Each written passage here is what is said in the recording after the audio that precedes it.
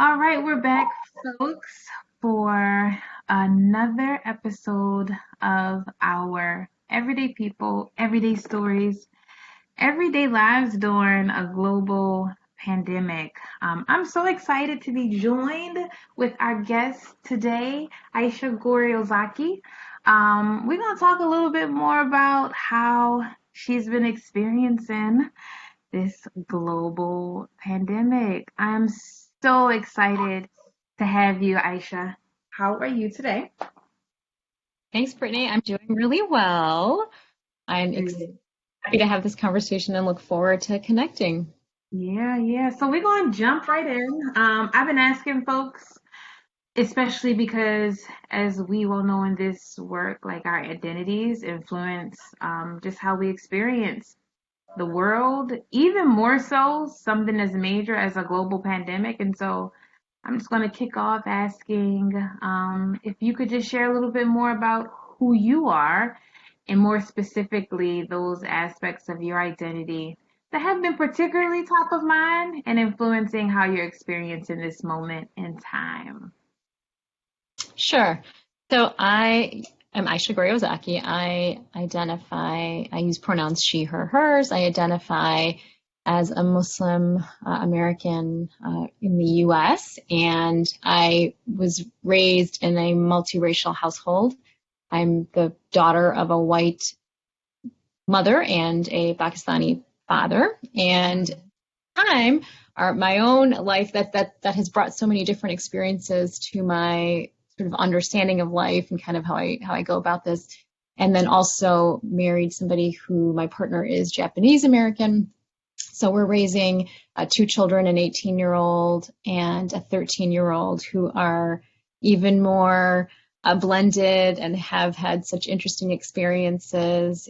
Things like for my kids being Muslim, being really multiracial, but presenting much more like their dad in terms of looks, and then Mm, navigating really interesting experiences and times. They happen to have grandparents who were imprisoned in the US, so they know the complexities of both identity and sort of race and just, the challenges that we sometimes face. I think overall we're really fortunate as a family. We've had a lot of beautiful experiences, and right now we're in the midst of the holy month of Ramadan. So for us, that usually brings a number of other moments and experiences, and I'm happy to share a little bit more about those as we talk a little bit further. But I think that's sort of in terms of my work, I work in the inclusion and diversity space, so I care very much about these conversations and try to ensure that, I'm continuing to do the work myself, but also trying to help others sort of come along and think about things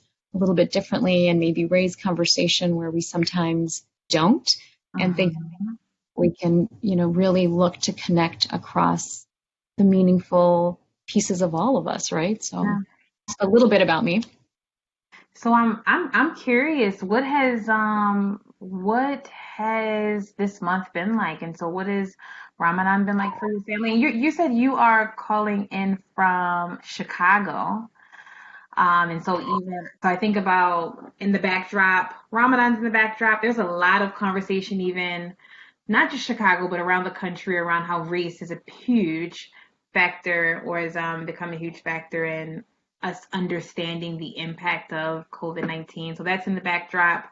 Obviously, your family being multiracial. And so I wonder, just like, what has life during this pandemic, all things considered, been like for you?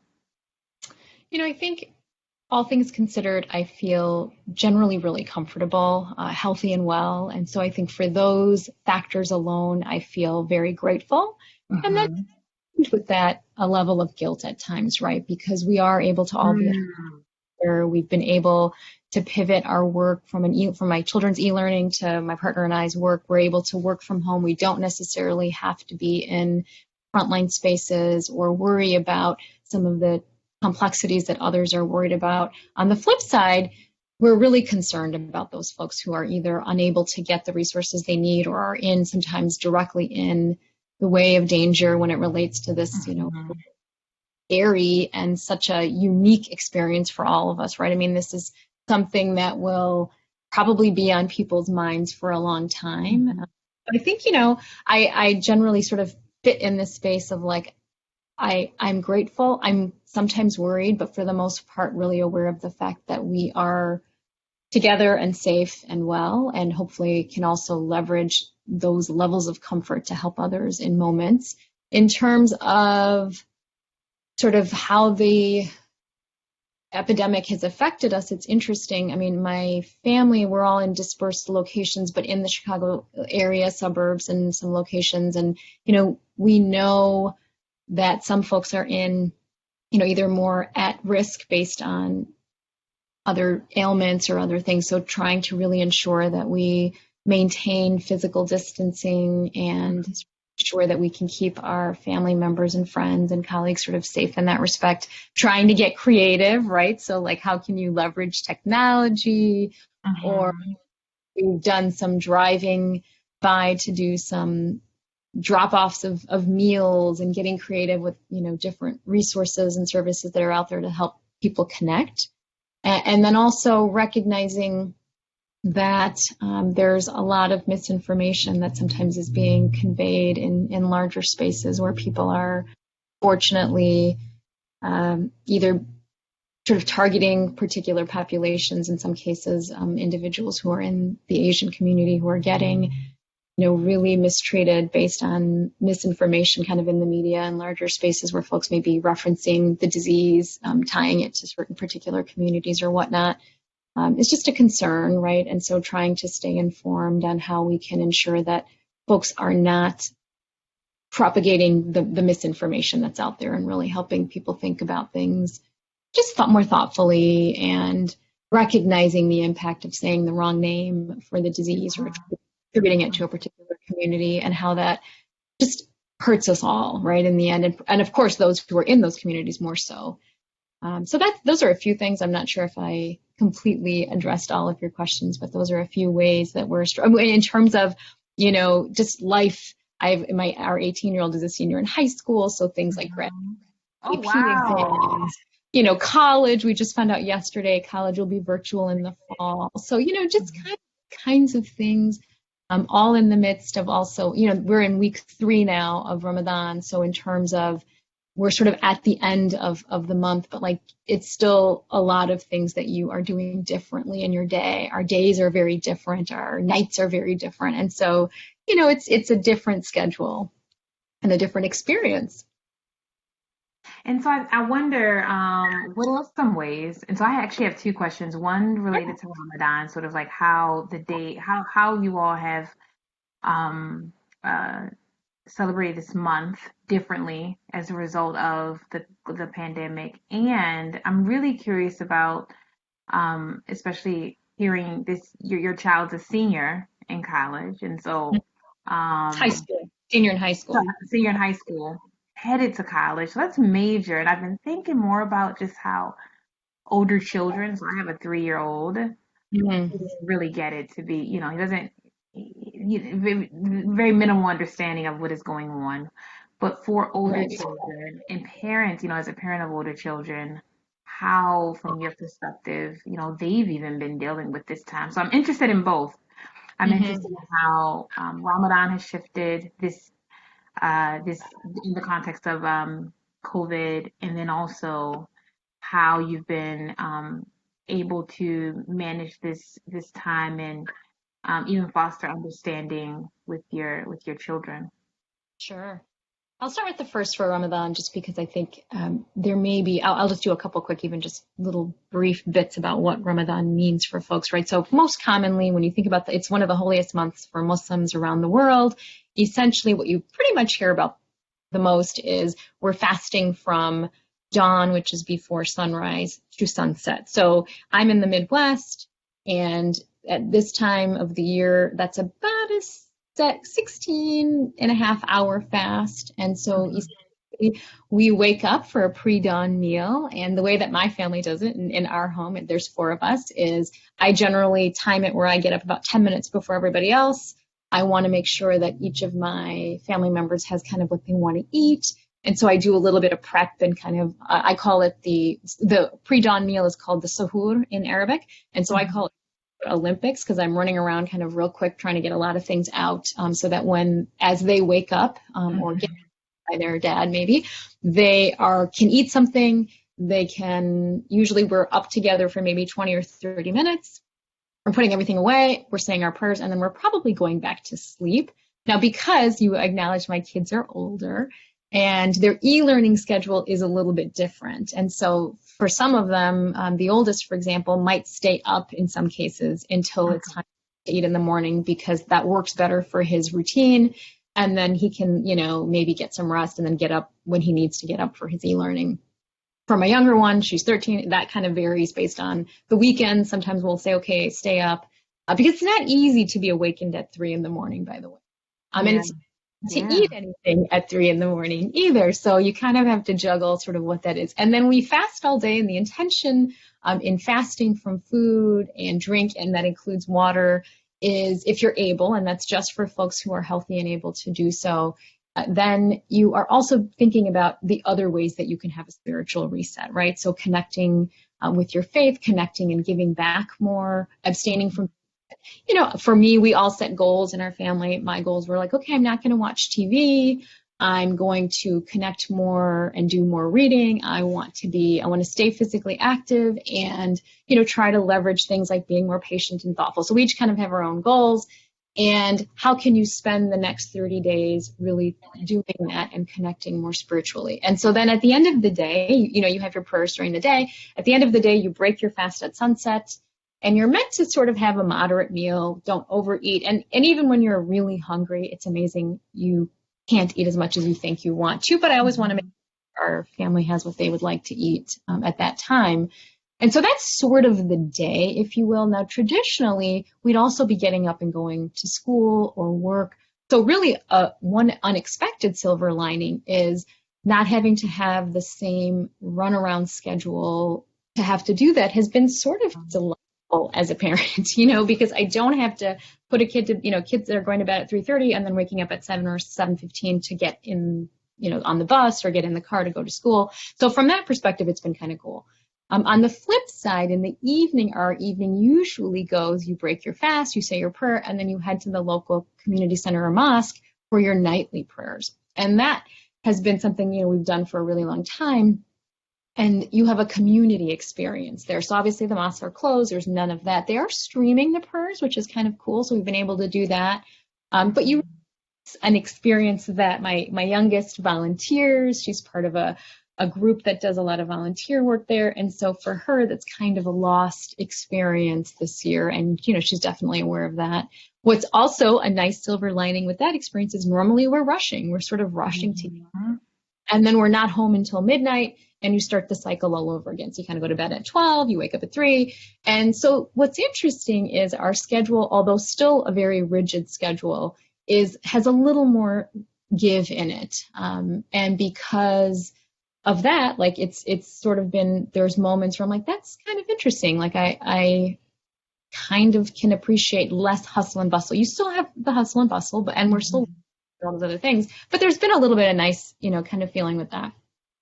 In terms of having older kids, what's great is, and I have a lot of nieces and nephews and my siblings who have kids who are your age, Brittany, and it's a lot. It's a different experience, right? I mean, when you're is up at the same time or earlier, you're running around, you're having to entertain them. Of course, they don't understand what's going on and why they can't have and do the things that they're accustomed to. So I definitely feel for folks who have younger kids where it's a much harder explanation. Now with the older ones, what you have to do is say, no, I'm sorry, you can't hang out with your friends. It's a or, what are the things that you can do and how can you make sure that they're following the physical distance rules? And also, staying active, right? Because you want them to be active and get outside. My oldest was in sports, so it's like, that's a bummer when you don't get to have the school experience, the closure. Yeah, especially graduating. Yeah. I know, to lose graduation, to have like you're in sports, and some of those moments that many of us, if you were born in the U.S., have taken for granted, right? Like you have maybe the chance to have a ceremony or some kind of just the events that happen at the end of the year. Yeah, all the fun things that you might do. And so, what are some ways that people have gotten creative? I think that's one thing, and trying to do some things virtually. They did a video of everybody saying kind of what their post high school plans are. So that's kind of neat, like trying to get creative. And it's still really different, right? And as I shared, we just got the word yesterday that he was going away for school and that it will be a virtual semester. So even beginning a college career, and now all those things that, we're really looking forward to in terms of moving and getting settled into a new place are very different, right? And so just, a lot of navigating and a lot of trying to be understanding, and also ultimately remembering this is for people's health and wellness. And we're still very fortunate, right? So balancing out all of those things. So Yeah, one thing that has definitely been a theme is, and you mentioned this, and just getting really creative about how to continue to foster connection and community in this space and time. Not necessarily, and we had many conversations about this at the beginning of the pandemic, conflating uh, physical distancing with like actual like social disconnection or distancing. And so I will say I'm with you in the ways in which we've been able to get really creative about continuing to just foster like community and even serve, right? People across I heard you say that your daughter is part of volunteer organizations, and I've seen people across the country just getting creative about how they even serve others during this period in time, whether it's like contactless grocery drop off, right? right, right. Whether it's sending I saw a young girl sort of like writing postcards or letters for Yes. in sort of like nursing home facilities, right? And so Mhm. it's been refreshing to even experience even the distance learning component. So I didn't share, but if folks have been following, I often share that my brother, who's 16, has been living with me, and Mm. I would have never thought in a million years that it would be possible. Like, so I actually anticipate that their public school will likely either be for the first half of the year in the fall, virtual and or hybrid of sorts. But I'll be honest, I don't know that I would have ever thought that public school education would evolve into a distance learning model or e-learning model so quickly or as quickly as it has. And so even Right. that has been interesting to just experience, right? Like, Yeah. it's so soon, literally 3 months, not even 3 months, I don't think. March, April, May, yeah, 2 months. 2 months it's been. Um, so yeah, so I wonder, like, what are some of the, and you talked a little bit about like the silver linings and just even being able to be still. I think that's a big one too, like actually being able to just bask in what maybe or what feels like a little bit more, downtime if you're fortunate enough to, right? Have that rest period. But I guess my follow-up question is, what would have been some of the like challenges that you and your family, or maybe even related to your role and kind of just being a working mom as well. What are some of the challenges you've experienced in this time?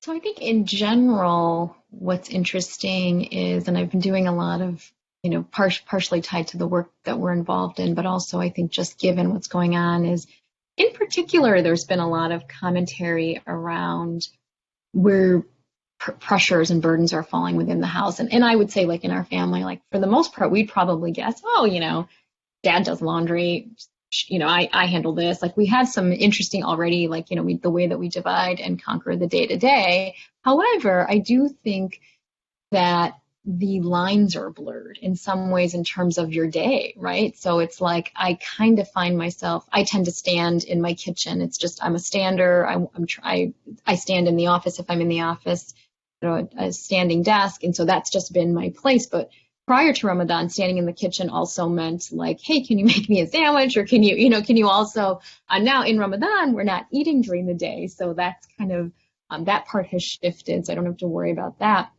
But I think there's some challenges in terms of like, okay, I'm going to walk away from my laptop now. For me, part of my daily practices were things like I went to a local, it's a women's studio, women's gym, and I would go probably 6 or 7 days out of the week. And that group, luckily, it's a small business. She's been able to pivot to online, and yet now on another screen, right? So I'm able to try to get my workouts in virtually. It's still another screen. And so I think, and I am doing it either in the kitchen or the living room, trying to get to a different place where I'm not in somebody else's way. And, technology issues sometimes when everybody's on the internet or whatever. And so, just trying to figure some of those things out. I also feel like when I'm saying that, I feel like those are really small problems, so it's little things. I think it's even things like, how do you get, my daughter was saying, I left something at school, you can't get it, you're not going to be able to get it. So how do you just sort of figure out, well, what do you need? You're not going to really need that. Or what are the things that we actually need? We're accustomed to doing things a certain way. And do we really have to do it those ways? And I think actually when we come to sort of a chance to think about what will we be coming out of this with, I hope that some of those things can be looked at again. And even what you talked about is there time for stillness, and what does that mean? The cleverness in which people are able to connect and play games. Or, my youngest turned 13, and that's a pretty big deal, and to not have friends in I don't know how many months. I just threw out a big text message to like everyone we could think of, friends, family, whatnot. Can you drive by and like honk at 6:15 p.m.? She'll be fasting, so she's already going to be a little bit in a different state of mind. She can't have, it's a different experience for young people too. And the outpouring of just love of people coming through, knowing that, she's turning 13, she's fasting. This is a strange time for her as well. How many people like came by and just honked their horn, drove around a second time if they were able to. And what I heard the most, which was beautiful experience for us as her parents to see, but what was even more interesting was the people who were driving by and honking were sending us messages saying, that was the most fun I've had in 45 days or however long. So cool to just do something different, and it was really small. You talked about giving back, and that's a really central theme in our family. And we've been volunteering at some pantries and delivering food to some folks who've either been impacted by COVID or are still working. And so they're in really unique situations. And so, we've done some delivery, and it's hard because we also get some feedback from folks in our own family, like concerned about us, like, should you be out there? And, you're wearing masks and gloves, and, you're doing your best to be as safe as possible, but there's also that level of concern of, well, are you exposing yourself, or what's going to happen? And it said, we're going to keep doing it because it's important to us. But that's been something that, like, how can you give back? Even the gym I mentioned, they were doing what they were, the gym is called Fly Girl, so they were doing drive-bys, right? So trying to be like, you drive, and a family would say, come to my house. We would do from 2 to 4 o'clock on a Sunday. We'd say, what song would you like, right? They'd pick the song, and we'd get out and we would do like a Zumba routine to that song, or sing happy birthday to the kid. Just some little clever little things to bring joy to people, because I think people are hungry for that.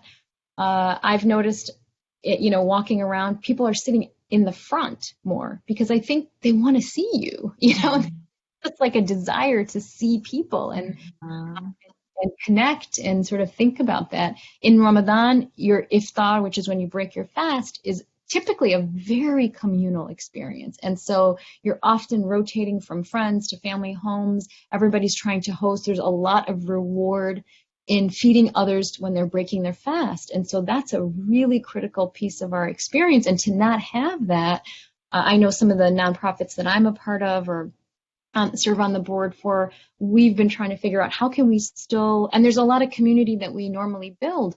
We normally are packing boxes or providing, right? How do you do that when you can't do it in person? So, we had to get creative. Can we get gift cards to local, where do people live? Can we get a gift card to a local place? Do they deliver? Can they deliver directly to that family?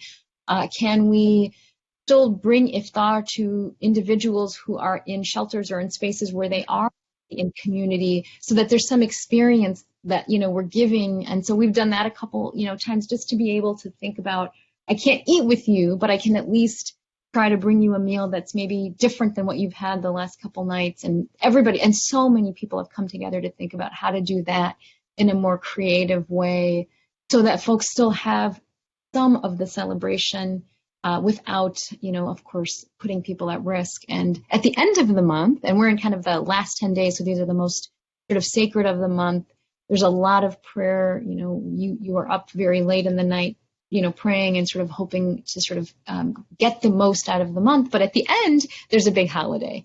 And our holiday, this one's called Eid al-Fitr, and you normally are running from your family's house. You have a big celebration. You've got gifts for the kids.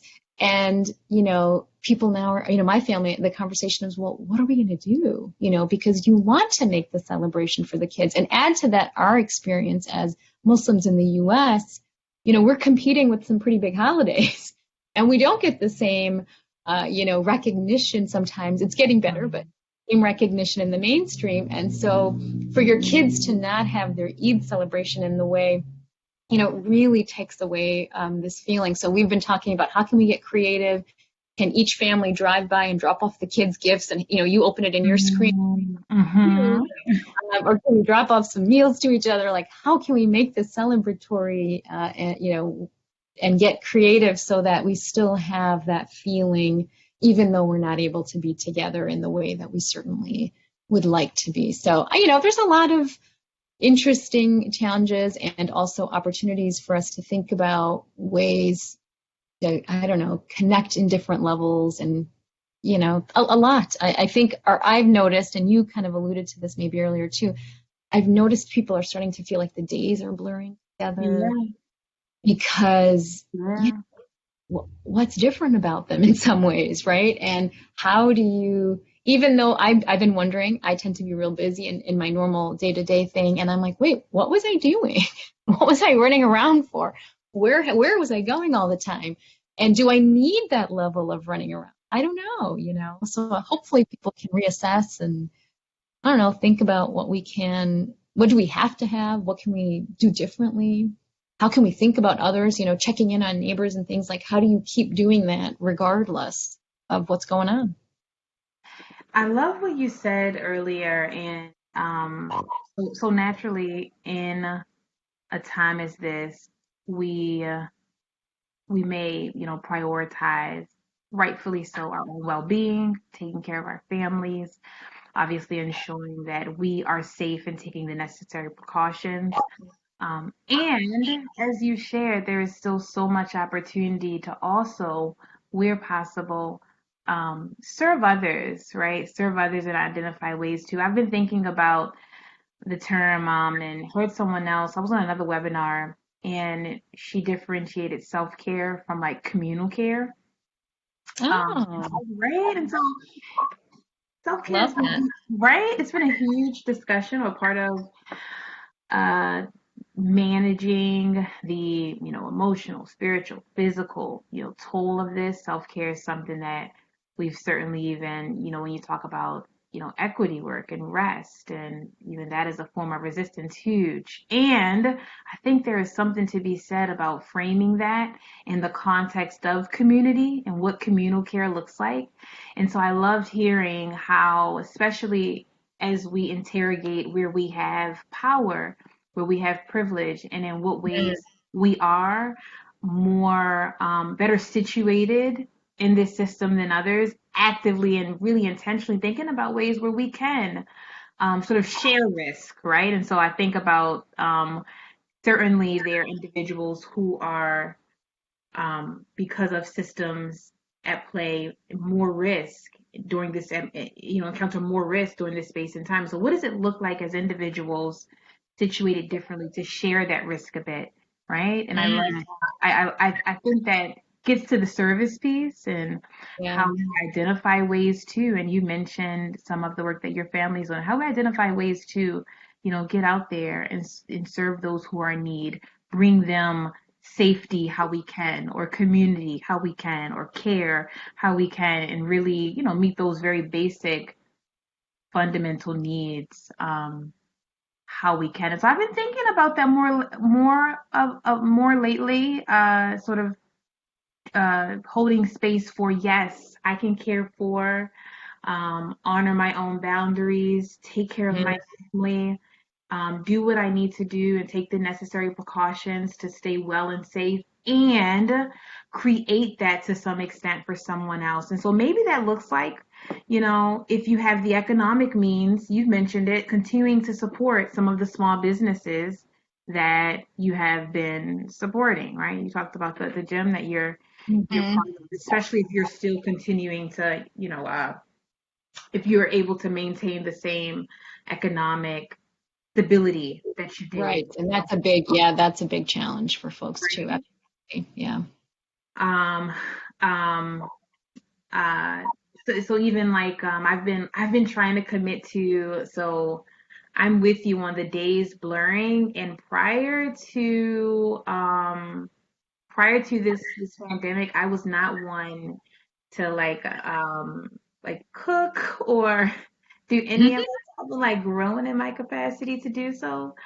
So much so that I've been intentional about when I don't, or when I am fatigued by it, if I do buy something from outside the home, I try to like frequent a local owned, Yes. woman Yeah. owned, uh, Yeah.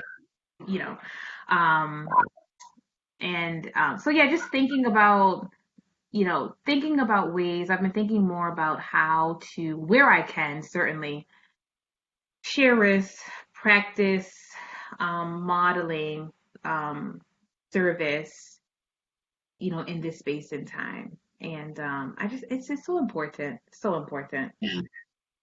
I think you're articulating kind of that notion of intentionality. And I Mhm.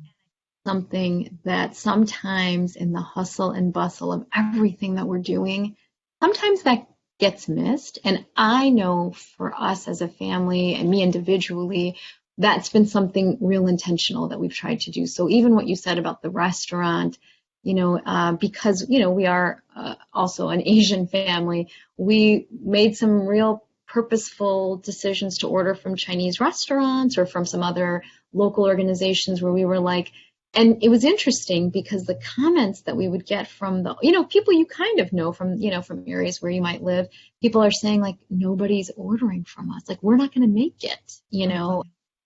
And or some of the challenges they've faced because of, again, perceptions or misperceptions that are out there. Mhm.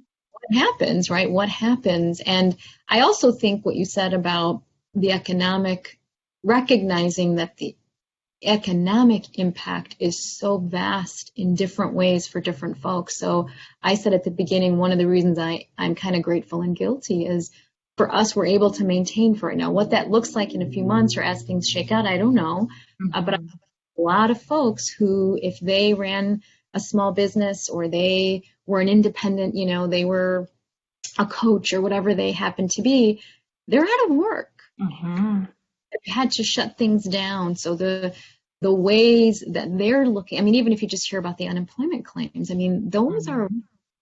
real difficult issues. And if you don't have access to technology to fill out the complicated forms, or you have resources to understand the complicated forms and the processes that you need to, I mean, those are real challenges. And I think that's where, what are the ways that we can give back? And even what you were saying about like, how do you get creative in giving back your time without, of course, risking? I mean, you have a small child. You're also, you want to make sure that you're making really smart choices. But I think even providing some resources, I've had such creativity from folks about like, okay, what if I host a webinar? So we're not in proximity with each other physically, but we're connecting and talking about how to fill out, unemployment forms, or how can Mhm. or what are the things, who's in our, we create, a job search club or some, I don't know about you, but like the WhatsApp groups have gone, just like wild in my world. And so the amount of information and resources that you can try to help people connect, I shared with you Eid is a big thing, our end of the month holiday, and some of the community organizations that sometimes, you would do like Adopt a Family, Mhm. family with youth gifts, but this year you won't be able to deliver them. So, being able to have them delivered directly from a company, right? So if you have the resources to be able to still support a family, can you now just have those gifts, sent to Mhm. directly? Again, you have to sort of be able to, if you're able to do that, and only, if you are, but like getting a little bit creative. And I've been so impressed by the nonprofit world in terms of how quickly they pivoted to think about things in another way, Yeah. like you said, if we have some folks who, if you deliver food, you can deliver it contactless, and if the person has a need, you can get into their building, you can get it dropped off to their door, or Mhm. and think about ways of just doing it in, in a and I don't know that I paid attention to every one of those things in the past, but like now, just trying to pay attention or even asking questions. So, for Yeah. example, if you are taking a class online, whatever the class is, a health class, a fitness class, asking people, hey, do you have a GoFundMe, or are you collecting, even if it's $1, like people see if there's a way to help people, and setting that up so then somebody else was like, oh, I can give that person, that too, and that way there's some contributions happening, because I'm noticing a lot of people giving up their time in beautiful ways, like in Mhm. ways. And so if there's a way for us to come together one person by one person to provide a little bit of support, I feel like, that's another potential way that, if enough of us come together, somebody might be able to be lifted in some other space or place. So, just so much creativity. And, this was a time, I don't know, I just happened to be in one of the other groups I'm involved with, was involved in a lot of like census, and there's a lot of jobs that come with the census. So for a period of time, some people get employed, but like, how do you transition those physical jobs where they might have been going door to door to now phone? Can people then do those from home? So they're still getting some income, but they're able to move it to a virtual, experience, and still Mhm. a stream of income to help, their family. So there's so much to think about. Yeah, it's like, and that's the other thing. I don't know if you're experiencing this. I know I am. Is my mind is not. Hello. I was about to say, I'm like, I'm already an overthinker. When I tell you, when I tell you, like, so it's one so it's interesting because the more and more I've been, I consider myself an empath. I consider myself an empath, Mm-hmm. very high on like my social, like intuitive, and I've had to just like track even not to like overwhelm myself, right? Yeah, And yeah, so I love affirming that there is power in even the incremental like impact you can make, right? It's simple as a donation, as simple yeah. as uplifting someone's work, because you never know if, when you reshare and uplift someone's work, who else it can, who else it'll reach, right? That's right. That's right. I'm just kind of finding those ways, and it takes intention. I'm glad you called out the word. Just it really does take intention, and even for the folks who, similarly are always trying to find ways to serve and thinking through these things, I think in as much as intention is important, I think grace to oneself is too, because it's easy to Mhm. kind of just like bog down and feeling like, you're not doing enough, and then experiencing kind of like compassion fatigue and burnout. Like I think those are very real things too. Um, so yeah, it's so much, and I also just think it's worth affirming that absolutely it's okay to feel it is okay to feel grateful, and it's okay to experience, all of these things that one may be fortunate to experience, and still experience like the muddiness of whatever emotions you're feeling as it Right. relates to Yeah. this period in time. Like I am absolutely grateful, and then some days I feel overwhelmed by just like, motherhood. I'm absolutely grateful for employment, and some days I feel overwhelmed by not understanding how to like, continue to connect and stay productive and all those things, and just like holding space for both of those Right. feelings. Right. So important. So important. Yeah. I have, I I think have, the other. Oh, go ahead. Yeah. Oh, no, I'm sorry. Go ahead. I was just thinking what you said. Like the other thing that we've been having to share with folks is thinking about like for some of us, maybe working virtual is comfortable, is safe, or we already knew what it was like. And for others, it was a very dramatic shift, and in some cases has not always been a safe place, right? So even just recognizing that the experience and the way who has access and how do we do that is complicated, right? And so to sort of sometimes slow down and recognize not everybody has the same experience, which is so critical to the work that we do anyway, and to now apply it in this space and place is, adds more learning and I hope more reflection and time to sort of think about how complex we all are. Yes, yes, yes, yes. Someone on our team, Damra Subramanian, she recently wrote a post about how she entitled it "Staying at Home Does Not Always Mean Safe at Home," right? Yeah. And how part of the conversation around understanding just sort of the quarantine and stay-at-home orders is also understanding that people who are in homes where there's domestic violence or who are in homes where they do not have access to basic needs, like it is a very different reality that has to be part of the conversation.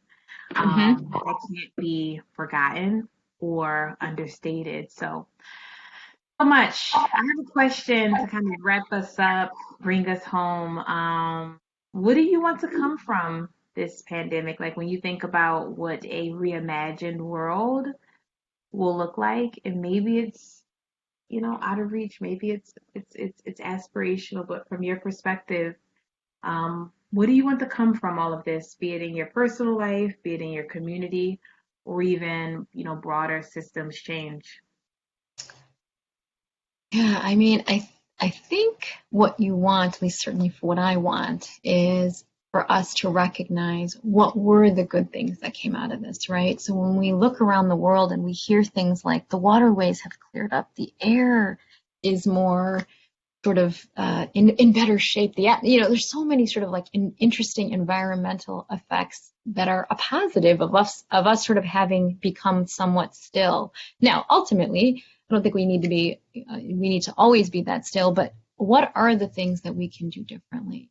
And if we developed practices, like now I have so many more conversations with my younger nieces and nephews, and like even just doing a workout class with them, like, wait, didn't I ever think to do that before? And how can we stay connected with each other regardless of this? And, not to forget, I think you were sort of alluding to this too, Brittany, which is like not to forget that, we're not home necessarily because we want to be, right? There's a reason we're home right now. And that reason we're home is, of course, to protect ourselves, but also to protect others, right? And so we carry that with us a little bit, like remembering the others in all that we're moments. And, it's, it, you kind of want to live that way anyway. And the reality is maybe this was sort of an interesting wake up or reminder to do that. And I meant it when I said earlier, I probably, like many others, felt good about running around and getting a lot of things that I thought I was doing, getting them done, but maybe I didn't need to do all of those things. And what do I absolutely need to do? And how can I do some things a little bit differently? And what have I accomplished in this time that I'm in? There's been a lot like my lists have been like my lists have lists now, like they have sub lists. And yet I've been able to do some interesting things. And in addition to that, like one difficult list for me is my prayer list, right? The people who are dealing with some really either health or, if you've had a loss during this time, that's a really hard thing to have experienced in such isolation. Like what? You almost can't, I can't exactly explain it, but like how can we continue to keep people in our hearts and minds even outside of a terrible experience that we're all in the middle of. So those are some things I hope for. I hope that we can kind of take with us this notion of like bad behavior should not be tolerated. I mean, there's a lot of in our world, and how do we speak up about them and speak out about them and do so in a way that brings people with us, because the reality is it's not okay, and I don't know. I was thinking, I remember thinking, like, there's got to be better ways of being. And, if we can figure out what those better ways of being are, I think we'll all be better. And Mm. some of that might just be remembering each other more, and I don't know, pausing at times, and I don't know, maybe acting differently, right? So it's a really big question. I think a really important question. And I'm still probably reflecting. And I guess the other thing is I don't want to go back to everything the way that it was. There So we go. There it if I, is. Yes. yeah, if I can figure out what those pieces are, I'm not 100% sure just yet. But I think that will be the lesson for all of us. I love it. There has got to be a new way of being. I absolutely agree. I know it. We've experienced it to some extent, and for that, I am hopeful. Yeah. I am absolutely hopeful. Certainly isn't perfect, far from perfect, and we've seen the need for even this work around equity and justice exacerbated in this period. And I'm hopeful that this space, moment in time, offers us new ways to think about being, being. Yes. I love it. Yeah. Yeah. This has been wonderful. I Thank am you. I'm so appreciative of your time, appreciative of you for just sharing with us and our listeners. I am prayerful that you all will have you said how many, today is the 14th, and so how many days left of, Today we have 10 days left, 10 essentially. days left. Last third of the month. So, usually about 30 days, 29 to 30 days. So we're right at the final third here. Well, I wish you and your family all the best. It is Thank wonderful to have been able to reconnect, and I am hopeful. I am hopeful, and I'm hopeful that we'll get to actually see each other again. I know. I do miss people. I think that's the bottom. I'm missing people a lot. I really, really am missing folks, and look forward to the days when we can, I would love to be able to see people again in the same way. Same. And this was beautiful. Thank you so much for the opportunity and the invitation, and enjoy the time with your little one. I'm sure the days are long and stressful at times too, and they do fly by quickly. Thank you. And to our listeners, thank you for listening.